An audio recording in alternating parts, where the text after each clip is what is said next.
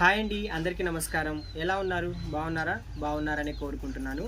Video start చేసే ముందు మన ఛానల్ ఎవరైతే చూస్తున్నారో సబ్స్క్రైబ్ చేసుకొని వాళ్ళు సబ్స్క్రైబ్ చేసుకొని ఇంకా ముందుకు తీసుకొని వెళ్తారని మనస్ఫూర్తిగా కోరుకుంటున్నాను. అండ్ లేట్ విషెస్ అన్నమాట మన ఛానల్ చూసే వాళ్ళకి. అందరికీ సంక్రాంతి శుభాకాంక్షలు. మీరు ఆయురారోగ్యాలతో సుఖ సంతోషాలతో ఉండాలని ఆ భగవంతుణ్ణి మనస్ఫూర్తిగా కోరుకుంటున్నాను. ప్రజెంట్ నేను ఎక్కడున్నానంటే మా విలేజ్కి వచ్చానమాట.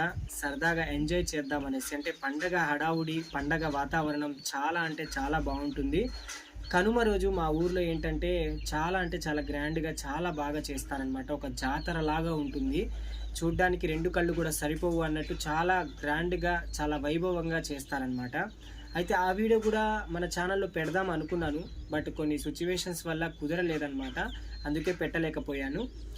అయితే ఈరోజు చేయబోతున్నటువంటి వ్లాగ్ వచ్చేసి, నేను ఈరోజు నైట్ హైదరాబాద్కి బయలుదేరుతున్నాను.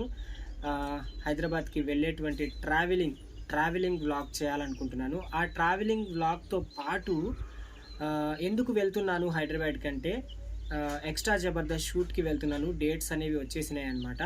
దాని గురించి నేను హైదరాబాద్కి బయలుదేరడం జరుగుతుంది.